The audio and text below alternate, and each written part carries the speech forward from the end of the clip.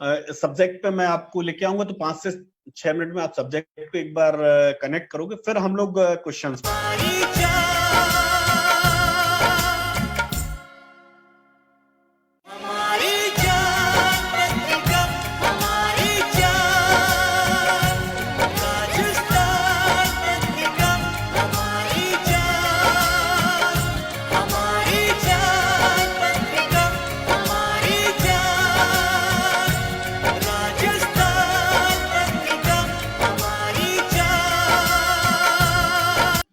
नमस्कार, मैं शैलेंद्र तिवारी, आप देख रहे हैं पत्रिका कीनोट सैलून। ये वो जगह है जहां पर हम लेकर के आते हैं ऐसी शख्सियतों को जो कहीं ना कहीं देश की नींव बनाने में, मजबूत करने में सबसे बड़ी भूमिका निभाते हैं।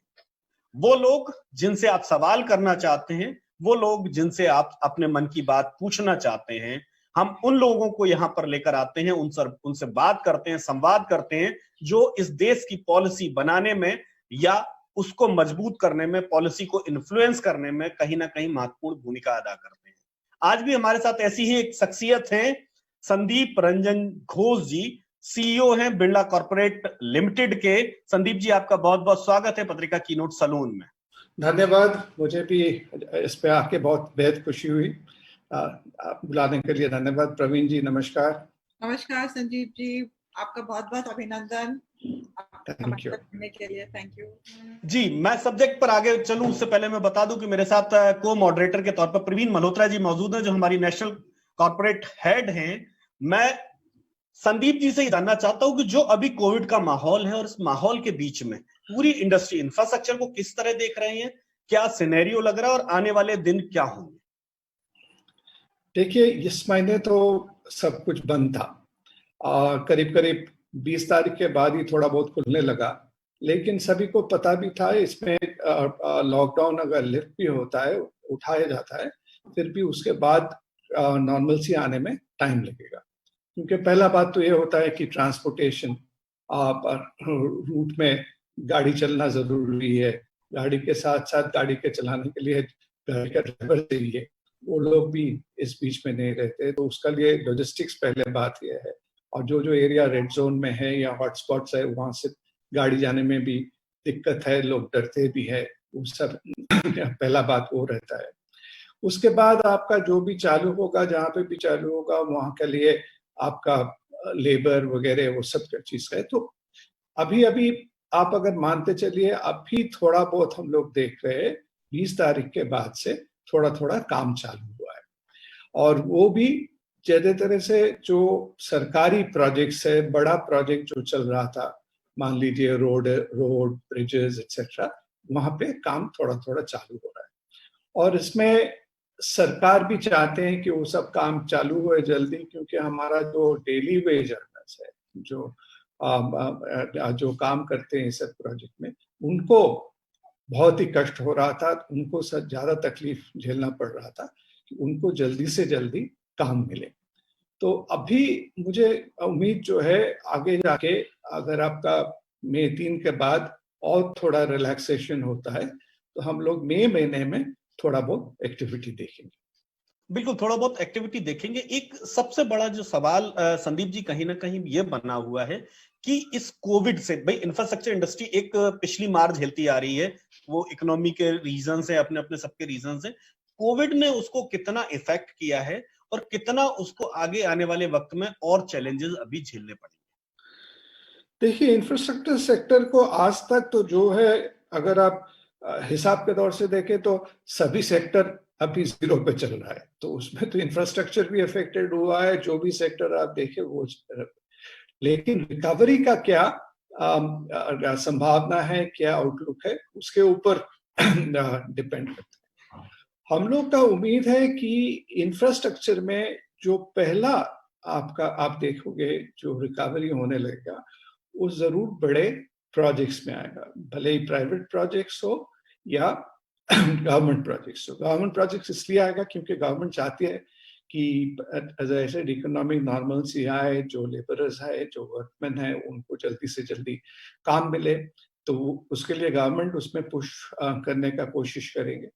और साथ साथ जो प्राइवेट प्रोजेक्ट्स है, प्राइवेट प्रोजेक्ट्स में दोनों किस्म का प्रोजेक्ट, जो आपका मान लीजिए किसी का फैक्ट्री बन रहा है, कोई उस तरह का प्रोजेक्ट है, और किसी का रियल एस्टेट प्रोजेक्ट भी, वहां पे भी उनको काम चालू करने में जल्दी रहेगा, इसलिए इन पे बहुत सारे लोग लोन लेके हैं, तो उनका कर्जा जा रहा है उसमें, वो सब कारण से भी वो जल्दी से जल्दी काम चालू करने की कोशिश करें। लेकिन राह में दूसरा चीज का भी प्रॉब्लम आएगा। ये जब आप कोई प्रोजेक्ट चालू करेंगे, पहले तो रहा आपका रॉ मटेरियल के साथ साथ लेबर का, और फिर सब मूवमेंट जो होता है वहां पे बहुत सारी मशीनरी चलते हैं, उनके लिए भी ऑपरेटर। तो अगर मान लीजिए May 3 के बाद लगभग 20, 30, 40% भी नॉर्मलसी देश में आ जाए, तो आप देखोगे 10-15% वहां से काम चालू होगा। लेकिन स्टेट में काम चालू होने का और एक भी चीज है, स्टेट गवर्नमेंट, बहुत सारे लोग के पास पैसा नहीं है, तो स्टेट गवर्नमेंट को जो फंडिंग करना पड़ेगा उसके लिए भी वो लोग रुकेंगे। अभी जहां तक रहता है घर की सवाल, लोग जो घर बनाते हैं, प्राइवेट इन्वेस्टमेंट करते हैं, वहां पे हमारा उम्मीद ये है, मान लीजिए आपका घर था, आप आधा बना के छोड़ रखे थे, तो आप तो जल्दी जल्दी चाहेंगे कि उसको खत्म करें। लेकिन जो नया घर शुरू करने का था, कि किसी को मान लीजिए फ्लैट खरीदना था, वो लोग थोड़ी देर रुकेंगे, क्योंकि उन्हें पता नहीं है आगे जाके किस तरह से सिचुएशन डेवलप करेगा, मार्केट डेवलप करेगा। सो मई जून तो आपका वैसा ही चलेगा। तब तक अगर पिक्चर थोड़ा क्लियर हुए, साफ हुए, तो फिर आगे जाके नेक्स्ट क्वार्टर में आप देखोगे, फिर भी वो उस टाइम में बारिश आता है आता, लेकिन फिर भी लोगों को काम भी चाहिए, लोग को कितना दिन बैठे रहेंगे, वहां पे चालू होने का उम्मीद रखता हूँ। बिल्कुल उम्मीद रखते हैं। प्रवीण जी। जी संदीप जी, ये जो आपने बोला अभी जो हम लोग आप जो खुद मकान बनाते हैं, जो कि रिटेल इन्वेस्टर है, उसकी बात की, लेकिन सरकार भी बहुत ज्यादा इंफ्रास्ट्रक्चर में इन्वेस्ट कर रही है, और जैसे स्मार्ट सिटी स्कीम है, अफोर्डेबल हाउसिंग है, प्रधानमंत्री आवास योजना है, ये भी इंफ्रास्ट्रक्चर को एक बहुत बड़ा इंडस्ट्री को, सीमेंट इंडस्ट्री को एक बहुत बड़ी ग्रोथ अपॉर्चुनिटी देते थे। आपको क्या लगता है कि सरकार के जो प्रोजेक्ट हैं वो आपको किस तरीके, वो कब से शुरू होंगे, उनमें निवेश दोबारा कब से शुरू होगा, और वो आपकी इंडस्ट्री को बाउंस बैक करने में कितनी जल्दी और कितनी अच्छे से मदद कर सकते हैं? देखिए, हम सिर्फ हमारा इंडस्ट्री का हिसाब से नहीं देखते। अगर आप पूरा इकोनॉमी, हमारा जो इकोनॉमी है एक पूरा इंटरलिंक्ड है। नाउ इंटरलिंक, लोग के पास इकोनॉमी जब तक चालू नहीं होगा, लोग के पास पैसा, सिर्फ गवर्नमेंट पैसा देने से ही सब कुछ होता नहीं है। गवर्नमेंट उसके साथ साथ बहुत सारे चीज आके, वर्किंग कैपिटल हो या लोग का खुद का इनकम हो, सब चीज मिला के होना चाहिए। तो गवर्नमेंट जो करेगा वो आपका स्टिमुलस होंगे, और वो गवर्नमेंट को करना ही पड़ेगा। इनिशियल स्टिमुलस जो है, जो किक स्टार्ट है, वो उनको करना पड़ेगा। वहां पे मेरा जो ख्याल है, गवर्नमेंट दो चीज कर सकते हैं। एक तो बड़े प्रोजेक्ट्स, मान लीजिए जो जैसा कह रहा था मैं, कहीं पे रोड हाईवेज बन रहा है, एक्सप्रेसवेज बन रहा है, ब्रिजेस बन रहा है, वो सब में पैसा निवेश करे। लेकिन उसमें अगर निवेश करे, उसका इमीडिएट उतना रिजल्ट आना इकोनॉमी के ऊपर वो थोड़ा इतना जल्दी होगा नहीं। इसलिए जो आपने जो कह रहे थे कि पूरा रूरल सेक्टर में रूरल इन्वेस्टमेंट, जो रूरल इंफ्रास्ट्रक्चर है, रूरल हाउसिंग है, कि जो छोटे टाउन्स में जो अर्बन कहते हैं आजकल लोग, कि सेमी अर्बन या सेमी रूरल जैसा, वो सब जगह में अगर काम चालू होता है, उससे बहुत फायदा मिलेगा। और वो करने के लिए और एक कारण है जो बाद में लोग हमारे हिसाब से जरूर बातचीत करेंगे वो लेके, कि आज का दिन में जो लेबर, आप लोग सब सुनते हैं कि लेबर, माइग्रेटरी लेबर सब वापस जा रहा है। वो लोग जैसा घर गए, वो लोग तो तुरंत वापस नहीं आएंगे। तो उनको वहां पे भी एक रोजगार का साधन होना चाहिए। तो उसके लिए आपका मनरेगा वगैरह जो सब प्रोग्राम है, वो सब प्रोग्राम को चालू करना जरूरी है। अगर हम कहीं पे हिसाब देख रहे थे, मनरेगा भी आप अगर देखो गए 1 महीने में लगभग वो तो बंद ही था। तो वहां पे जब पैसा जाएगा, वहां से जब काम चालू होगा, उससे बहुत फायदा होगा, क्योंकि जब वहां पे काम चालू होगा, लोग का हाथ में इनकम आएगा, लोग खरीदी चालू करेंगे, फिर इकोनॉमी में डिमांड भी पुल होगा। जब डिमांड पुल होता है, फिर जाके पूरा साइकिल जो चेन है वो चालू हो पाएगा।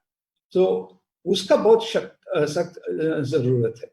आज के दिन में सिटी में लोग के पास शायद पैसा होगा, लेकिन पैसा होने से भी अगर इकोनॉमी ना पिकअप करे, आप किसी बात ही सोच लीजिए, आप और हमारे बात ही सोच लीजिए, अगर हमें कल जाके कोई अपार्टमेंट में निवेश करना है, घर में निवेश करना है, जब तक इकोनॉमी सुधार नहीं होता हम तो तुरंत उस पर नहीं जाए। तो वो होने के बाद ग्रेजुअली नॉर्मल से आएगा।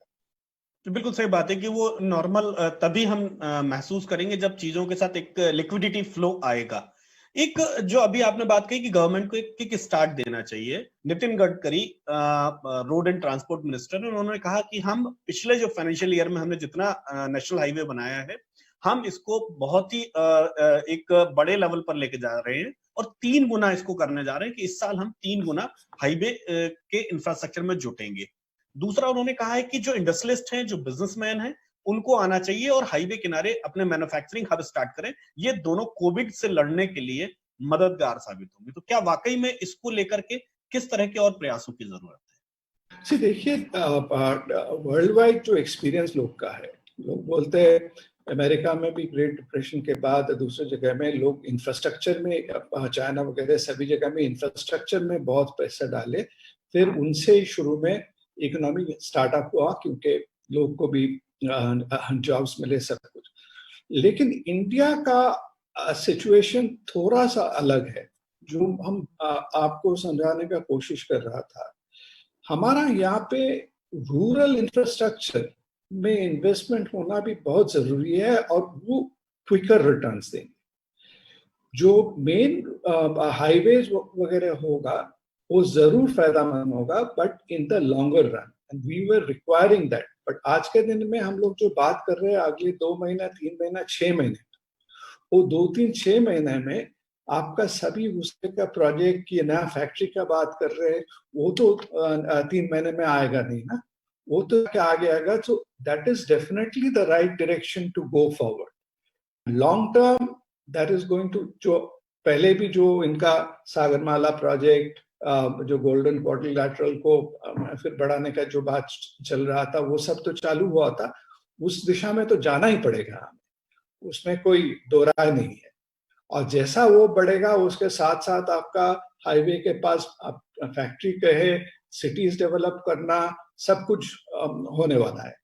लेकिन immediate reactivation of the economy के लिए आपका रूरल फंड में, जो हमारा ग्रामीण क्षेत्र है, वहां पे इन्वेस्टमेंट और इनकम जनरेशन बहुत जरूरी है। बिल्कुल सही बात है कि इन्वेस्टमेंट और इनकम दोनों की जरूरत है, तभी कहीं ना कहीं एक किक स्टार्ट इसको मिल सकता है। प्रवीण जी, दो छोटे सवाल इंडस्ट्री को लेकर के हैं, जो कि दूसरी इंडस्ट्री से प्रेरित है। एक तो है कि जो हमारे सप्लाई चेन पार्टनर्स हैं, डिस्ट्रीब्यूटर्स हैं, उनके पास अनसोल्ड इन्वेंटरीज पड़ी होंगी, उसको सीमेंट इंडस्ट्री कैसे उनके साथ पार्टनर करने के बारे में सोचे। How do you plan to support the supply chain partners?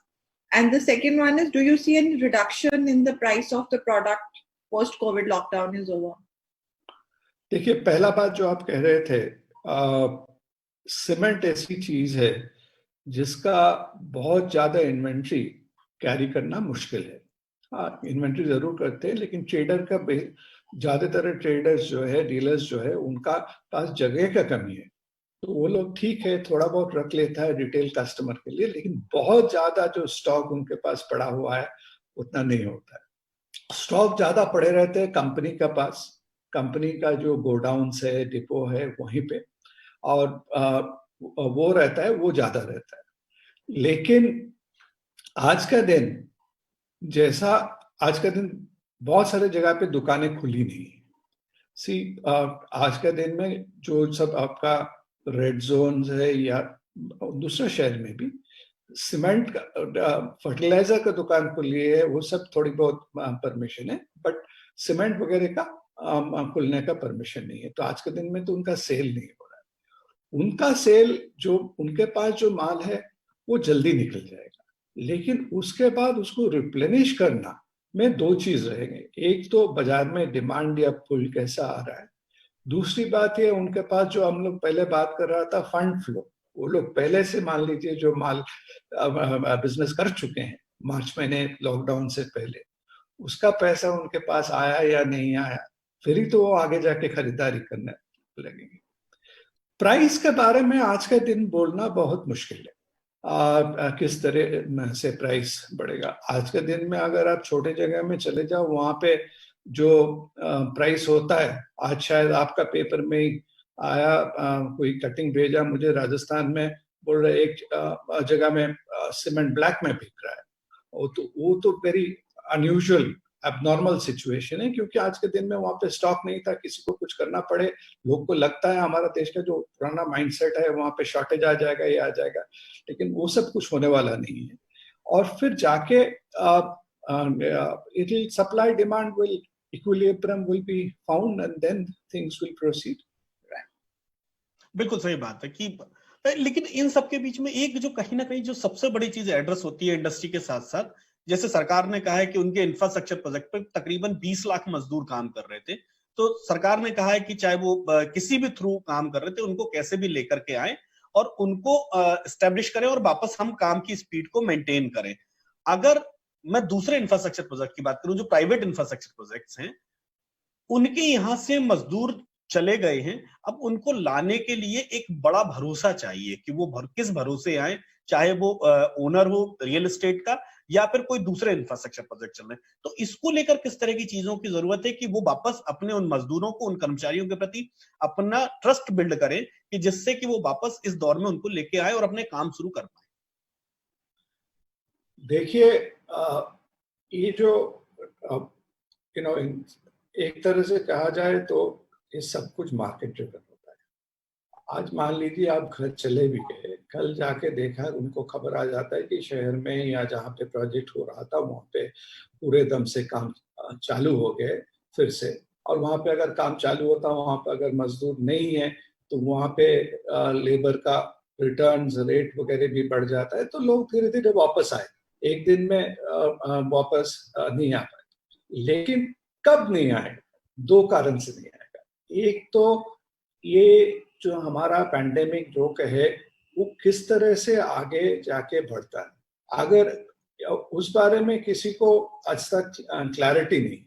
अगर कोई बोलता है, विदेश में सुनाई देता है कि सेकेंड वेव आ जाए, अगर सेकेंड वेव, तो लोग को पहले आज दिन में जो पता चला इस पैंडेमिक में, लोग को पहले जान का ख्याल है, जान का खतरे है। आप लोग को कहाँ तक पता है, जरूर पता होगा, आज एक बहुत इंटरेस्टिंग फेनोमेना चला है कि इस बीमारी का अवेयरनेस विलेजेस में इतना बढ़ चुका है। विलेजर्स बाहर का लोग को वहां पे वापस लेने में वो लोग अलाउ नहीं कर रहे।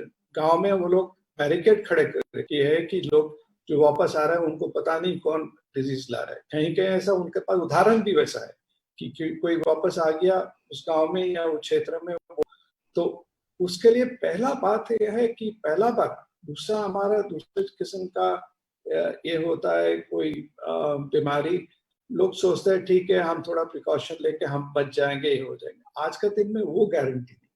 तो पहले जान जैसा कहते हैं, उसके बाद जहाँ, जो हम लोग आज बोल सकते हैं जान भी जहाँ भी, लेकिन जब तक लोग का वो कॉन्फिडेंस नहीं आए तो लोग को वापस जाना, उससे बेहतर वो सोचते हैं ठीक है हम घर बैठ के यहाँ पे थोड़ा खेती कर लेंगे, ये कर लेंगे, और आप उसके साथ साथ अगर मनरेगा वगैरह चालू कर देते हो तो फिर बोलेगा ठीक है हमारा तो गुजारा यही हो रहा है, जब सब कुछ ठीक होगा तब मैं वापस जाऊंगा।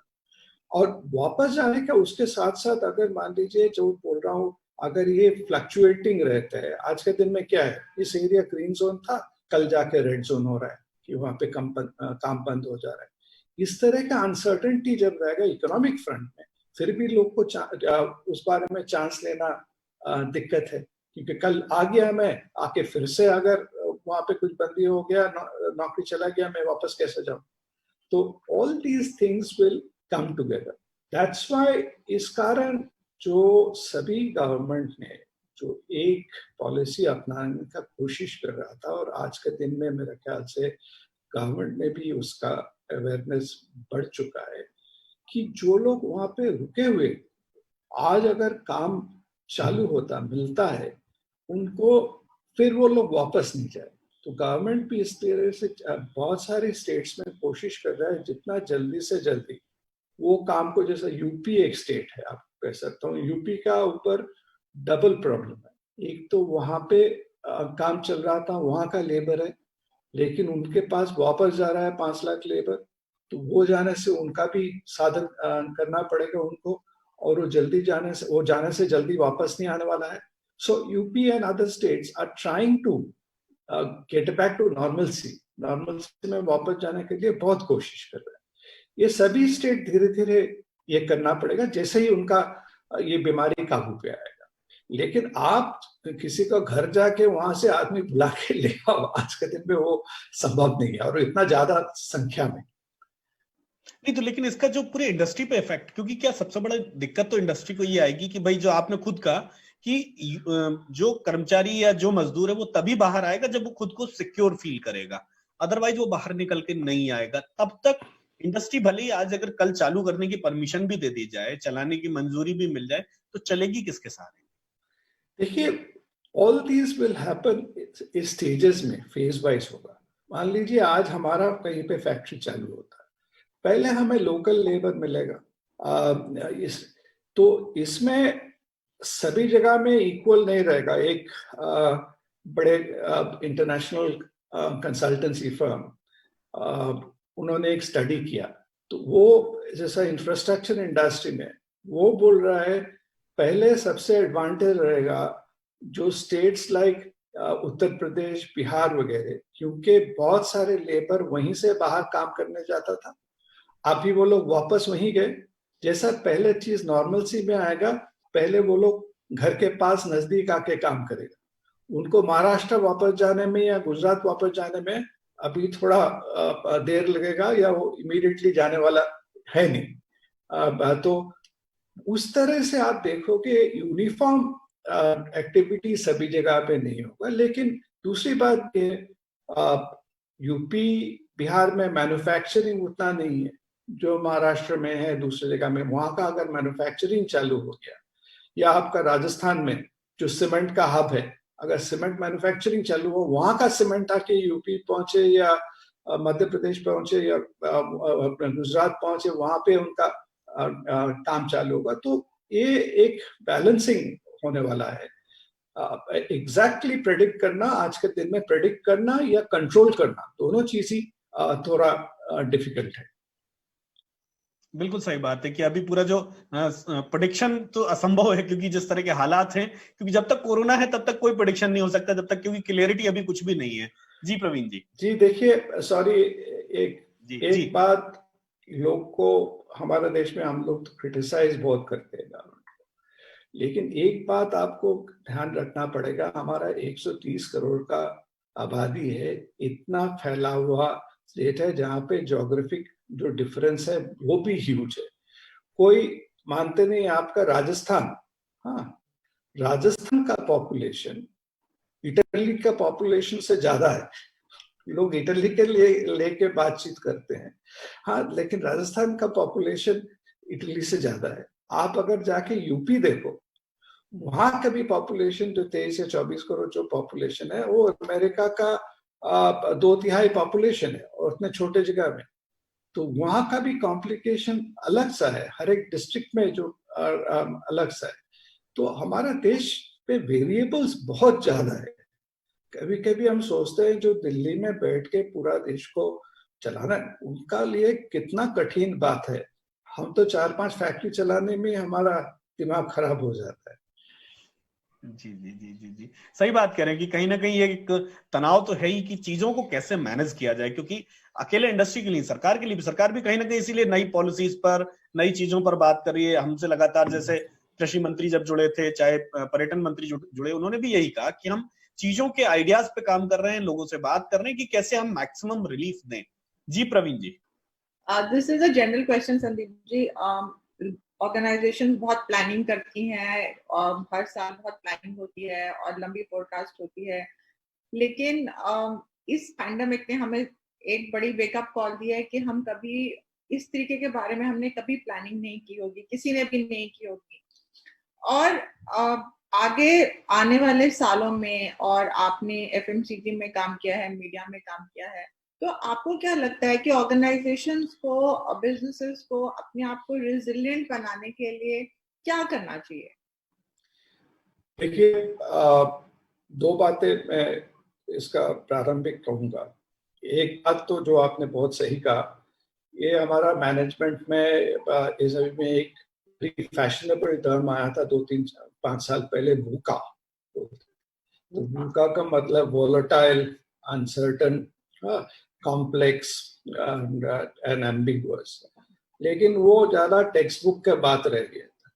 लेकिन आज के दिन कोरोना कोविड आके सिखा दिया वूका क्या चीज होता है। It will be really a VUCA life आगे जाके।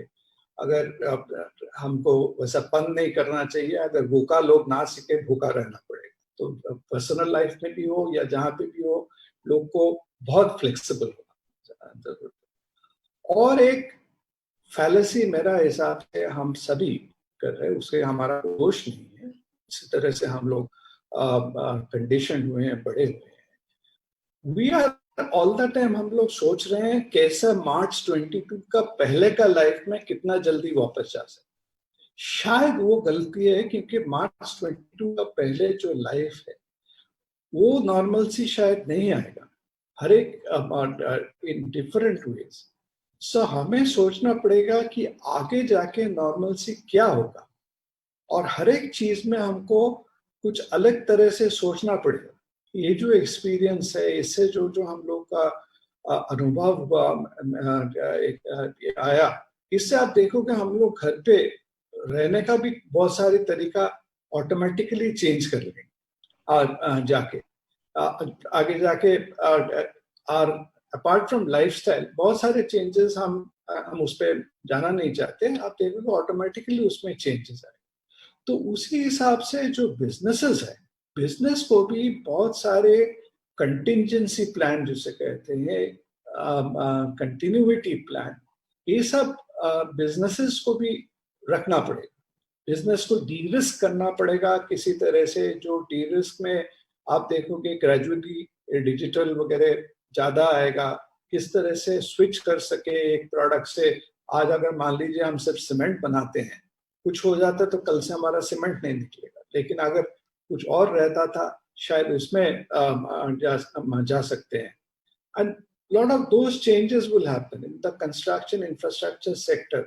आप जो कह रहे थे, वहां पे भी आप देखोगे कंस्ट्रक्शन प्रैक्टिसेस में चेंज होगा। तो वहां पे आप रेडीमिक्स कंक्रीट जो होता है, साइट मिक्सिंग, वो बढ़ेगा। शायद ज्यादा आप देखोगे लोग जाके जो प्री फैब्रिकेटेड स्ट्रक्चर है वो सब में जाएगा, क्योंकि वो होने से आपके पास प्री फैब्रिकेटेड स्ट्रक्चर है, वो आप बाजार में आसान से भेज सकते हो, वहां पे जाके वो वापर भी सकते हैं क्योंकि उसमें लेबर कम लग रहा है। सो each business, I was just giving example of cement construction, जो भी बिजनेस है, आप एफएमसीजी कहो, इंक्लूडिंग आपने आपका मीडिया का बारे में बोला, हमारा जहां तक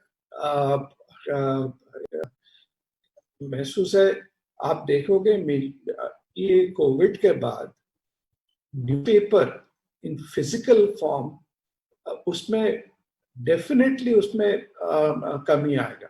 बहुत सारे लोग जो पहले जिसका न्यूज़पेपर फोन पे पढ़ना या टैबलेट पे पढ़ना का आदत नहीं था, बहुत सारे लोग वहां पे पढ़ने लगे। और आप जैसा जो कमर्शियल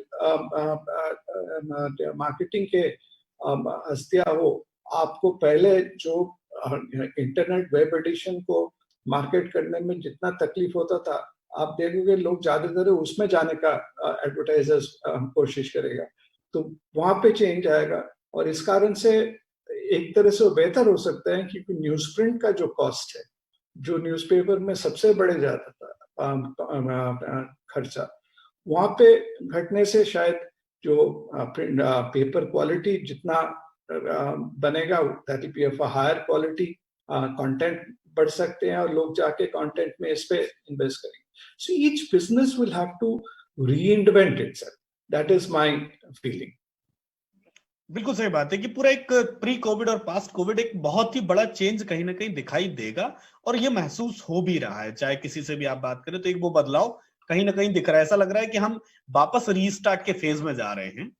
तो उस तरह पढ़ रहे हैं. एक जो सबसे बड़ी बात जो बार बार आ रही है निकल करके, कि अगर जो इसके बाद जो एक रिसेशन का डर है, कि जो एक रिसेशन पूरी दुनिया में आ रहा है और हिंदुस्तान उससे अछूता नहीं रहेगा, उससे बचने का सिर्फ एक ही तरीका है कि इंफ्रास्ट्रक्चर में जितना ज्यादा पुश किया जाए, जितना ज्यादा उस पर प्रेशर डाल के या जैसे भी करके उसको अगर खड़ा करेंगे, तो शायद ये सिंगल टूल है जो इकोनॉमी को वापस एक पटरी पर लाने की क्षमता रखता है.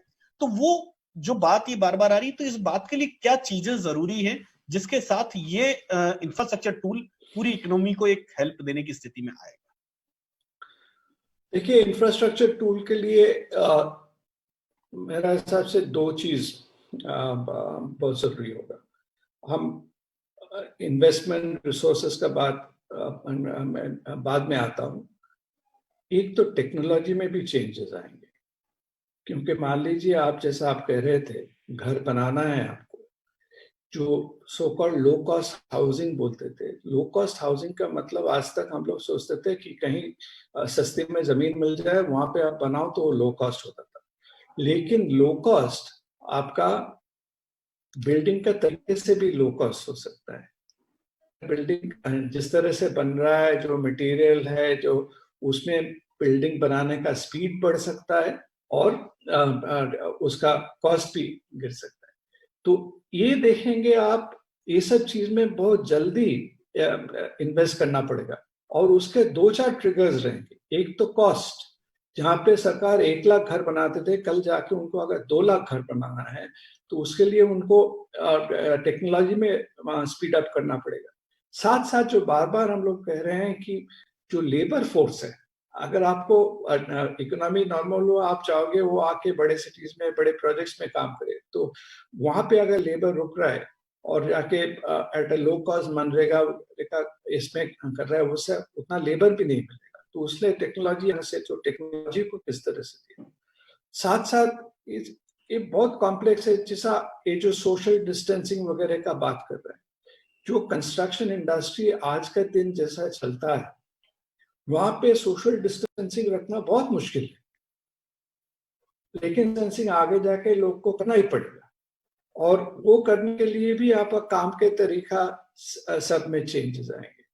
सो एक प्लानिंग और टेक्नोलॉजी, ये दोनों चीज में आप देखोगे बहुत ज्यादा ध्यान देना पड़ेगा. पैसा, रिसोर्स, साधन का तो बात है ही, वो मैं अलग छोड़ रहा हूं. तो उसमें बहस हो सकता है, आपको 75,000 करोड़ काफी है कि 1.5 लाख करोड़ देना है, कि कितना % देना है, वो तो आगे की बात है. लेकिन आप पैसा देने से कल से ऑटोमेटिकली काम में कहाँ तक कन्वर्ट होगा, और लोग के हाथ में भी पैसा अगर आप दो, कोई direct transfer, direct benefit transfer वगैरह से, उसको भी तो कन्वर्शन होना चाहिए.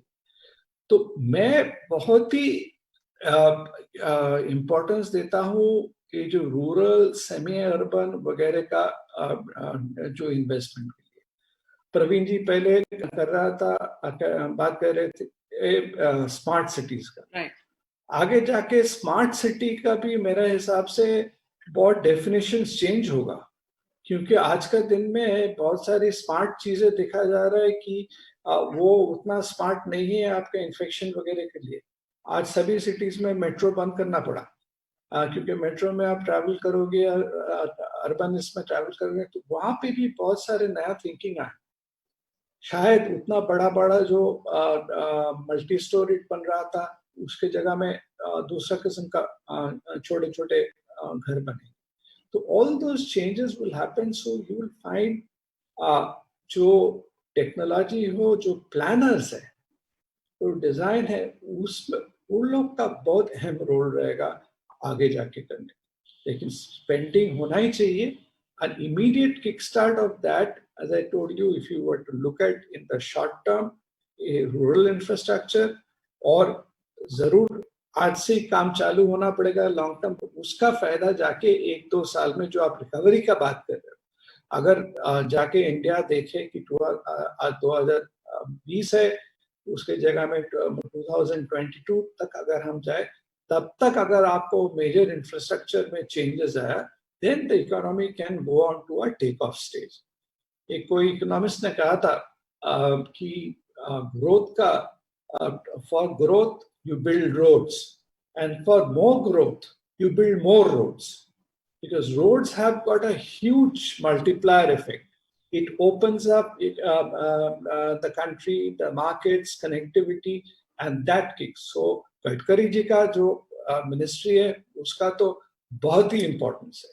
उनका साथ साथ आज उनका एक हम ये सुन रहे थे, उसका उनका एक टेलीकॉन्फ्रेंस हो रहा था, वीडियो कॉन्फ्रेंस, एमएसएमई सेक्टर जो है, एमएसएमई सेक्टर भी वो देखते हैं, तो एमएसएमई सेक्टर का भी बहुत अहम, आप जो बोल रहे हो कि हाईवे के पास फैक्ट्रीज आना चाहिए, बड़े फैक्ट्रीज आने से ज्यादा फायदा नहीं है, वो कितना आदमी रखेंगे, लेकिन ऐसे एमएसएमई सेक्टर अगर बढ़े, वो सब जगह पे आए, that will create the employment, and that will become more economical also for MSME sectors. अगर रोड बन गया कि शहर से दूर जाके आप वहां पे कर दो, नया इंडस्ट्रियल एस्टेट आएगा, सब कुछ।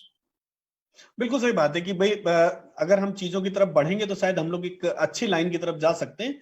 इस बीच में एक सवाल जरूर ये खड़ा होता है कि कोविड ने आपको, अगर मैं इंडिविजुअली आपकी बात करूं, आपकी कंपनी को ऐसी क्या सीख देके गया है कि जो मुझे लगता है कि आपको एक पूरे फर्टर्निटी के साथ शेयर करनी चाहिए कि ये कुछ टिप्स हैं जो शायद हमने भी सीखी हैं और इनके लिए हम कभी तैयार भी नहीं थे, हमने कभी सोचा भी नहीं था। देखिए बहुत सारे, आई थिंक वो जो लर्निंग्स है, वो लर्निंग्स आपका अभी तो बहुत सारे लोग जैसा बोलते हैं, अगर आप 1 महीना देखो, हर रोज कोई ना कोई जहाँ पे भी आप खोलो, या तो वेबिनार आ रहा है आपका इनविटेशन, या तो आपका वर्क फ्रॉम होम का टिप्स आ रहा है, लेकिन वो सब भी एसिमिलेट करके हमारा लिए क्या रेलेवेंट है, क्या नहीं रेलेवेंट है, वो सिर्फ हमारा कंपनी नहीं, सभी का, ये सब जो लर्निंग्स है, इसको डिस्टिल होना पड़ेगा। आज के दिन में कोई भी हम सोचे, हमारा पर्सनल लेवल पे भी आप घर का बारे में सोचो, वो मेरा हिसाब से थोड़ा प्रीमेच्योर थिंकिंग हो।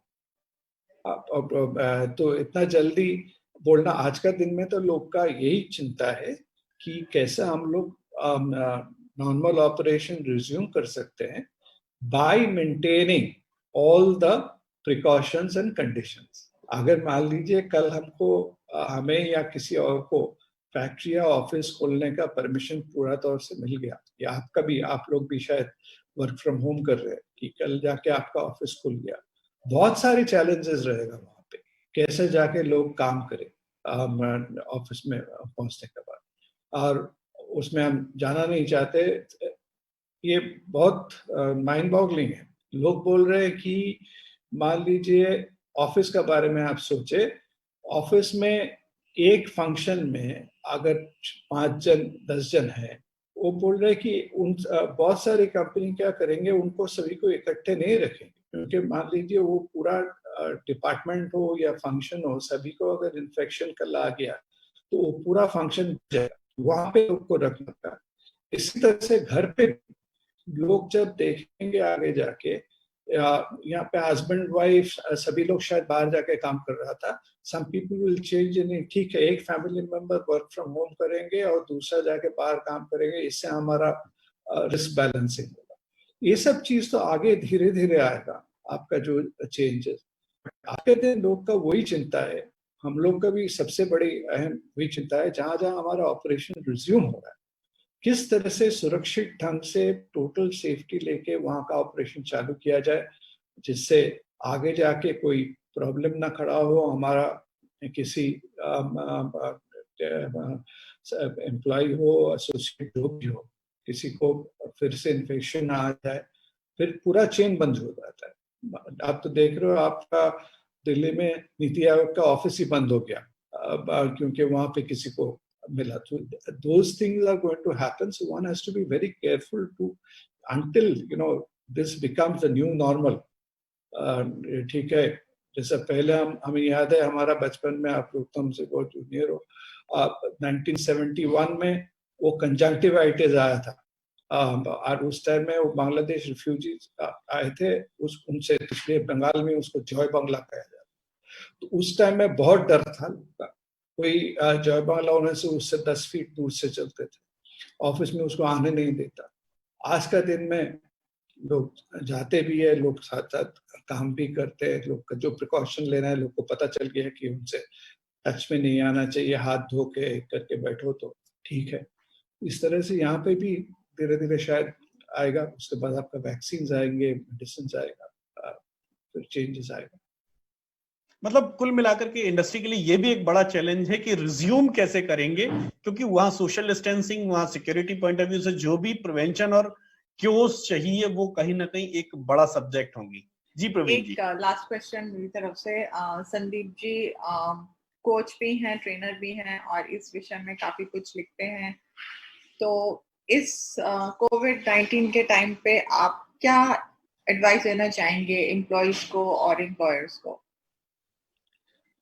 देखिए, पहले तो ये कोविड जो हम लोग सभी को जो सिखाएगा कि कंपैशन, हम जो आप देख रहे हो, हम चाहे ना चाहे हमारा अंदर से जो सहानुभूति, सहनशीलता दूसरे के तरफ, शायद आपका एम्प्लॉय हो, नेबर हो, आपके साथ जो काम करते हैं घर पे या सोसाइटी में, सिक्योरिटी में, ये एक बहुत बड़ी चीज है. और लोग ये सीखेंगे कि जैसा कहा, जान पहले हमारा और सभी और का. अगर उसके लिए हमें 2 दिन कुछ तकलीफ आए, हमारा बिजनेस में नुकसान आए, कि हमारा इंडिविजुअल में नुकसान है, वो करना जरूरी है क्योंकि दूसरे का. तो एक तो कंपैशन का बात.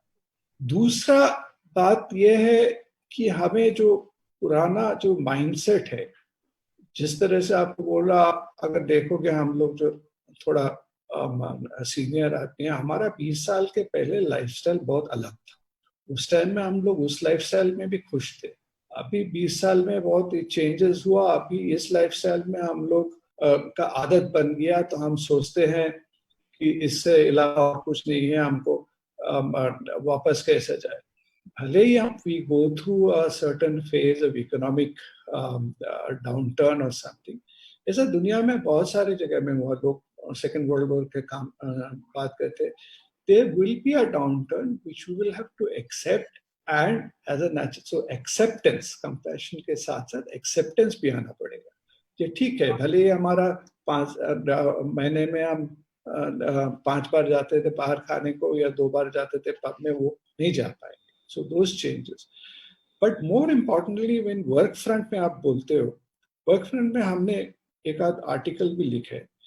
बहुत सारे लोग ये चिंता में हैं कि मान लीजिए जो आज का दिन में जो नए लोग, नई पीढ़ी जो वर्क में एंट्री कर रहा है, आप लोग को पता होगा फरवरी महीना होता है जो MBA इंस्टीट्यूट्स जो है, हमारा IIM वगैरह सभी इंस्टीट्यूट का प्लेसमेंट टाइम. उस टाइम में प्लेसमेंट होता है. फरवरी में यहाँ पे सभी इंस्टीट्यूट में अभी प्लेसमेंट खत्म हो चुका था. आके मार्च में आपका लॉकडाउन लग गया. बहुत सारे लोग को ऐसा चिंता है कि फिर क्या होगा. बड़ी बड़ी कंपनी में आप जॉब्स मिल लेते हैं, अगर कंपनी नहीं चल रहा है, वो ऑफर्स रहेगा या ऑफर्स ना रहेगा. But I therefore say that ये जो यंगर जनरेशन है, this is also an opportunity for them to rethink. they need not follow the lives of their parents or their earlier generation which they have taught, and they so far thought okay, MBA होके निकलने में हमको कोई multinational या कोई bank में नौकरी में जाना है या IT कंपनी में जाना है, उनको चेंज करना पड़ेगा.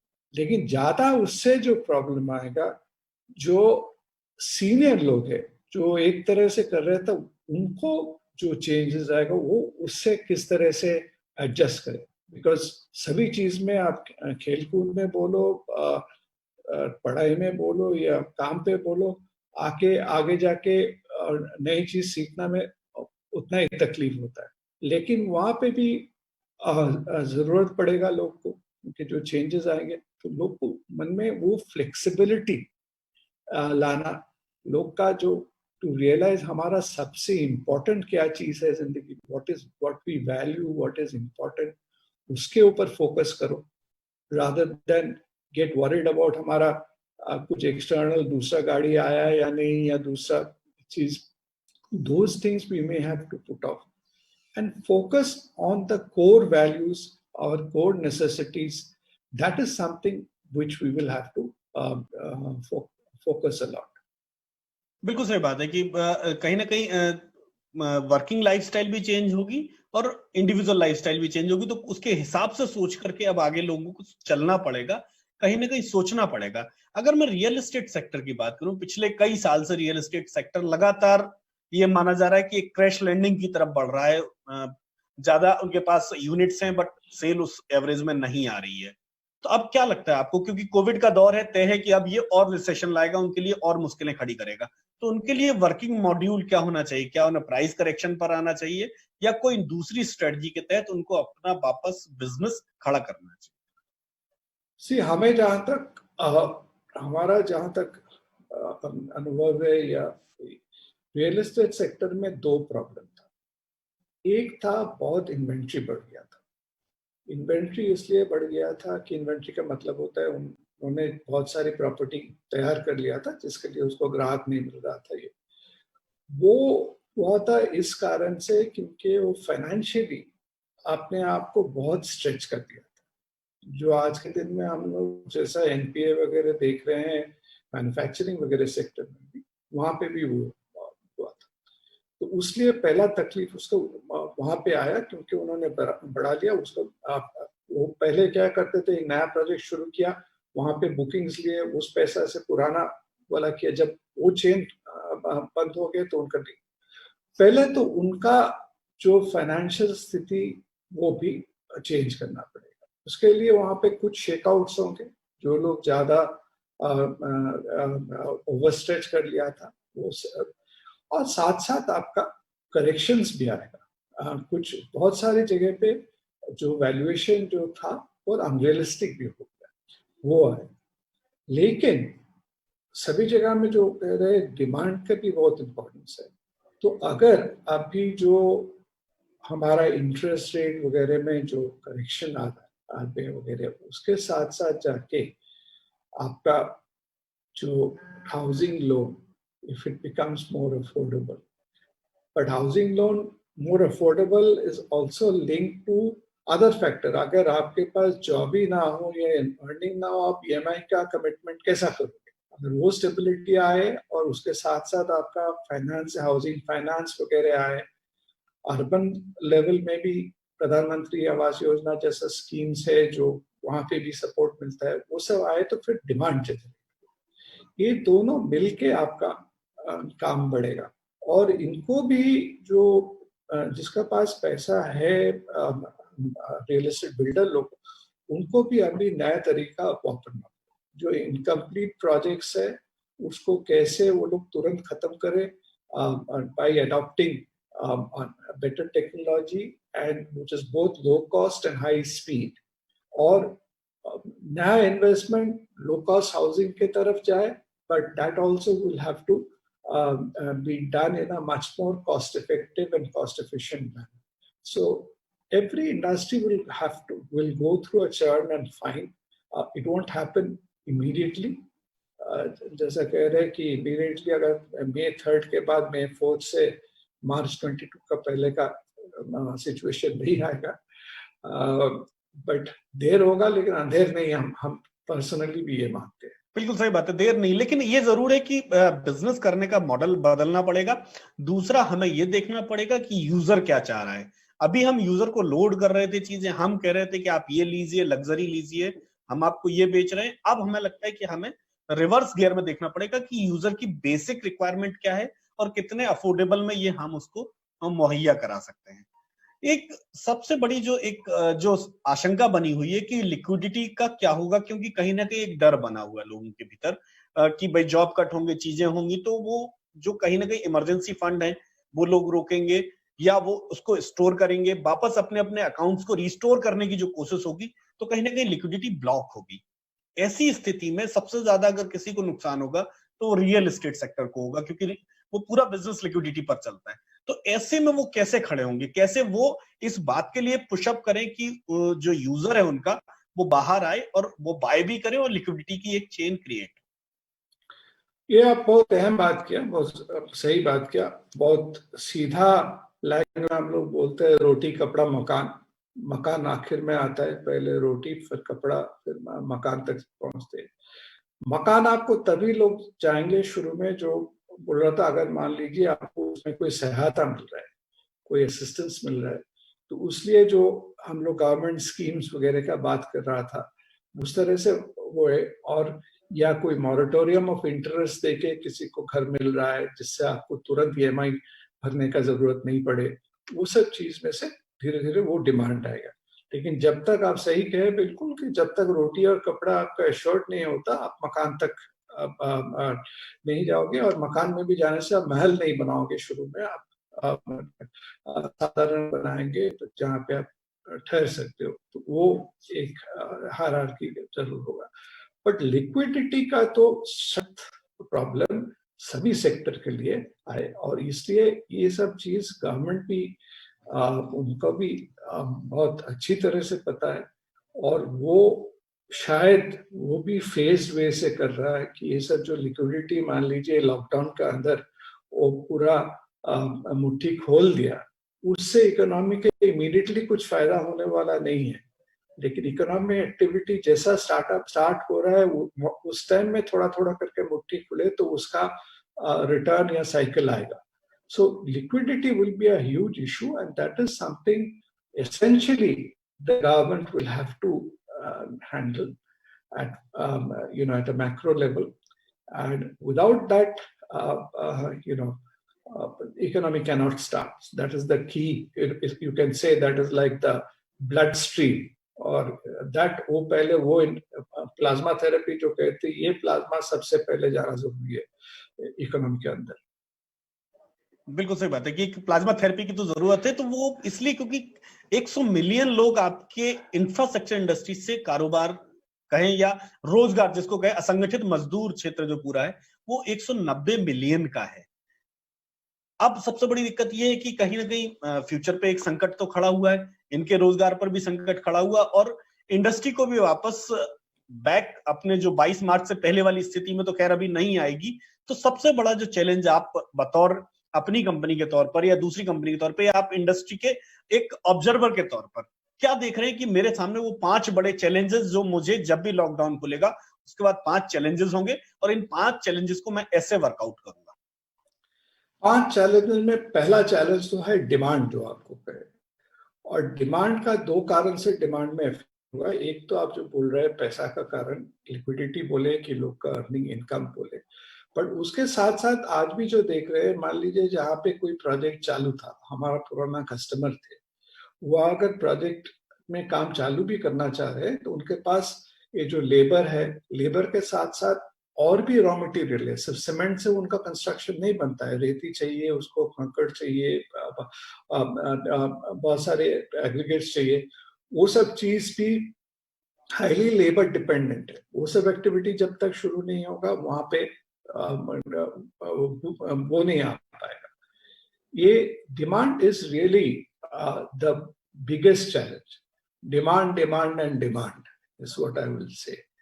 और उसके साथ साथ आपका बाकी जो आएगा ग्रेजुअली, ये जो रोड मूवमेंट वो भी नॉर्मलाइज होना पड़ेगा। कल ये कहीं पे पढ़ रहा था, हमारा आनंद महिंद्रा जी बहुत ही दिग्गज इंडस्ट्रियलिस्ट है, वो समझा रहा था कि हमारा इकोनॉमी किस तरह से जुड़े हुए है। हम लोग सोचते हैं कि मान लीजिए एक हाईवे का ढाबा उतना इम्पोर्टेंट नहीं है, लेकिन हाईवे का ढाबा जब तक ना खुले ट्रक ड्राइवर कहाँ खाएंगे। तो हाईवे का ढाबा खुलना भी बहुत जरूरी है नॉर्मल ट्रक मूवमेंट के लिए। So those things have to come, and with that has to come the public services, आपका अस्पताल कहिए, हेल्थ सर्विसेज, ये सब आ जाने का बहुत जरूरी है, because it may not appear to be directly related to my business, but it is directly related to the normalcy of the situation. जब आपको normalcy आएगा तभी लोग का confidence बढ़ेगा. इकोनॉमी में confidence बहुत अहम चीज होता है. You know, whether stock market में कहे आप या real estate में कहे, जहीं भी कहे, लोग का confidence जब आता है तब वो आगे बढ़ता है. तो confidence restoration, बट सच में कहे तो कॉन्फिडेंस रेस्टोरेशन में I think India has done very well. ये कोई आसान बात नहीं है 5 वीक के लिए पूरा पे पूरा कंट्री देश इस तरह से बंद है, लेकिन लोग का पेशेंस नहीं टूटा, लोग में उस तरह का वातावरण नहीं फैला. इसका एक तो है हमारा कैरेक्टर में भी आता है, जो हम लोग इंडियंस हम लोग काफी दौर से तकलीफ झेल सकते हैं, हम लोग सहिष्णु हैं, लेकिन overall I would think that लोग के ऊपर ये भरोसा है कि ठीक है, चलो आगे जाके धीरे धीरे होने लगेगा सब ठीक. सो वैसे ही आगे बढ़ेगा. बिल्कुल सही बात है, ये ऐसे ही आगे बढ़ेगा. मैं एक सवाल ये भी जानना चाहूंगा कि कोविड पूरे कारोबार, अकेला आपका नहीं, इंफ्रास्ट्रक्चर नहीं, आप एफएमसीजी को भी आपने देखा है, आपने बहुत सारी इंडस्ट्रीज को देखा है, तो पूरा ये जो मतलब 5 चीजें ऐसी कौन सी सिखा के जा रहा है कोविड? जब इंडिया या दुनिया से जाएगा तो वो 5 चीजें जरूर बता के जाएगा कि कभी भी अब आगे बिजनेस करना तो इन 5 चीजों के लिए जरूर तैयार रहना. 5 चीज के लिए पहला तो जो तैयार रहना पड़ेगा कि ये सप्लाई चेन के लिए, क्योंकि आज का दिन में लोग तो देख रहे हैं सबसे बड़ी तकलीफ होता है कि माल पहुंचाना सिर्फ कंपनी का तरफ से नहीं. कंपनी का बिजनेस जो होता है, कंपनी का जो कंज्यूमर जो ऑर्डिनरी लाइफ है, वो बिल्कुल रुक जाने से उसका बहुत ही नेगेटिव इम्पैक्ट आता है पूरा देश के ऊपर. भले ही छोटी चीज हो, दाल हो, ये चावल हो या टूथपेस्ट हो, और सो लोग को वो देखना पड़ेगा कि वो सप्लाई चेन कैसा उसको सुरक्षित किया जाए हर एक प्रोडक्ट का. That is one thing. People will have to prioritize. Supply chain में भी आप देखोगे जो बेसिक प्रोडक्ट्स आप जो कह रहे थे, बेसिक प्रोडक्ट के ऊपर आपको प्रायोरिटाइज करना पड़ेगा, क्योंकि एक तो ब्रेड एंड बटर चीज का बात है, फिर जाके आपका जो प्रीमियम प्रोडक्ट्स वगैरह जो हो रहा था. सो दैट सेगमेंट जो इकोनॉमिक टर्म्स में बोलता है कि bottom of the pyramid can not be neglected anymore. That we will, everybody will have to go back to that basics. That is one. Third is nature of work will change. सभी जगह में, सभी industry में, और हम लोग को वो जो फ्लेक्सिबल वर्किंग और use of telecommunication, IT, the way we work will have to change a lot. आज आप कह रहे हैं नॉर्मलसी के बारे में. अगर लोग ऑफिस खुल गया दिल्ली में, बॉम्बे में, कहीं पे भी, लोग क्या पहले की तरह मेट्रो में उतना भीड़ में आ पाएगा? So everybody may not want to take the risk, so they will have to come through different changes. So nature of work, way of working, that will change, and that people will have to also get adjusted. And finally, you cannot neglect your health. That is very important. Individually, people will become much more conscious, and I see very positive signs in that. As I told you, जो गांव में हम जो consciousness awareness देख रहे हैं लोग के भीतर आ गया है, that's a very good sign. ये जो हम लोग स्वच्छ भारत वगैरह कह रहे थे, मोदी जी इतना साल से उसको जितना सीरियसली लोग नहीं लिए, आप देखो कि आज से लेना चालू करेगा. आप जो आपका वहाँ पे गंगा जी, जमुना जी का जो पानी साफ हुआ, वो भी एक सबक है कि हमारे एनवायरनमेंट के तरफ हमको ज्यादा ध्यान देना. ये एक बहुत ही कोविड ने सिखाया, वो एनवायरनमेंट की तरफ ध्यान, स्वच्छ सुथरा रहना, इसमें भी लोग को एक नया शुरुआत होगा मेरे हिसाब से। बिल्कुल सही बात है कि एक नई शुरुआत हुई है। कुल मिलाकर के जो सबसे बड़ी बात आपने कही कि हमें रूरल डेवलपमेंट की तरफ वापस जाना पड़ेगा, क्योंकि सबसे ज्यादा इकोनॉमी का कैश फ्लो अगर लिक्विडिटी बढ़ानी है तो उसके लिए भी वही जरूरी है। मैं जाते जाते आपसे एक आखिरी सवाल ये जरूर जानना चाहूंगा कि आखिर ये पूरी जो आपकी इंफ्रास्ट्रक्चर इंडस्ट्री है जिसके आप की प्लेयर हैं, वो किस उम्मीद के सहारे वापस खड़ी रहे कि जिस दिन लॉकडाउन खुलेगा ये एक उम्मीद की किरण है, यह हमें वापस फिर रिवैम्प करेगी, वापस खड़ा करेगी। हमारा जो इंडस्ट्री है या अगर पूरा कंस्ट्रक्शन सेक्टर देखें, कंस्ट्रक्शन सेक्टर का हम लोग का उम्मीद है कि ये अगर ठीक इसी तरह से चले, जो आपका थर्ड क्वार्टर दिवाली के आसपास तब तक नॉर्मलसी में आना चाहिए और फोर्थ क्वार्टर करीब करीब पूरा नॉर्मल में आ जाना चाहिए। लेकिन सभी मान के चल रहा है कि ये जो पहला क्वार्टर है ये बहुत ढीला चलेंगे। इस टाइम में ज्यादा प्रेशर देने से भी फायदा नहीं है, क्योंकि बहुत सारी अनसर्टेनिटीज है। ये है तो आप अगर जबरदस्ती दबा के सेल करना चाहो, या तो किसी का फ्लैट हो या किसी जो भी चीज हो, वो होने में टाइम लगेगा। ये अगले 2 क्वार्टर नॉर्मल से, अगले 2 महीने नॉर्मलसी में स्पेंड करना पड़ेगा। फिर ठीक हो जाने से धीरे धीरे सेकेंड क्वार्टर आप देखोगे 50-60% के लेवल पे आके थर्ड क्वार्टर से one should gradually see normalization. जाके सब ठीक रहे तो आप देखोगे end of 2020 we will all get back to a good position, and वही उम्मीद हम रखते हैं। बिल्कुल सही बात कही कि ये साल खत्म होते होते कुछ ठीक है, यादें चीजें जरूर छोड़ जाएगा, कुछ परेशानियां कुछ सबक भी उसके साथ देकर के जाएगा, लेकिन ये तय है कि 2020 तक ये हमारा जो एपिडेमिक है उसके साथ साथ जो हमारी मुश्किलें जो अभी बहुत बड़ी दिखाई दे रही हैं, मुझे लगता है संदीप जी जो कह रहे हैं वो कहीं ना कहीं उस बात में एक बड़ी बात है कि ये 2020 तक की मुश्किलें हैं, लेकिन हम ग्रेजुअली वापस अपने उस बिजनेस की तरफ बहुत जल्दी आएंगे और बहुत जल्दी हम अपने बाजार को फिर पिकअप करेंगे और फिर आगे बढ़ेंगे। तो संदीप जी हमारे साथ जुड़े हुए थे, बिरला कॉर्पोरेट लिमिटेड के सीईओ संदीप जी, आप हमारे साथ आए पत्रिका की नोट में, इसमें आपका बहुत बहुत धन्यवाद। प्रवीण मल्होत्रा जी हमारे साथ जुड़ी, आपका भी बहुत बहुत धन्यवाद। और मैं अपने दर्शकों को कहना चाहूंगा कि अगर आप इस सब्जेक्ट पर वापस संदीप जी की पूरी बात सुनना चाहते हैं तो इस वीडियो को वापस आप रिवाइंड करें, शुरू से देखें और एक एक बात सुने जो उन्होंने इंडस्ट्री को वापस खड़ा होने के जो फॉर्मूले बताए हैं और जो उन्होंने कहा है कि ये एपिडेमिक हमें कितना बड़ा सबक देके जा रहा है। तो संदीप जी एक बार फिर आपका धन्यवाद, प्रवीण जी आपका धन्यवाद, नमस्कार। नमस्कार, सेफ रहे, सुरक्षित रहे, स्वस्थ रहे, धन्यवाद, थैंक यू, नमस्कार।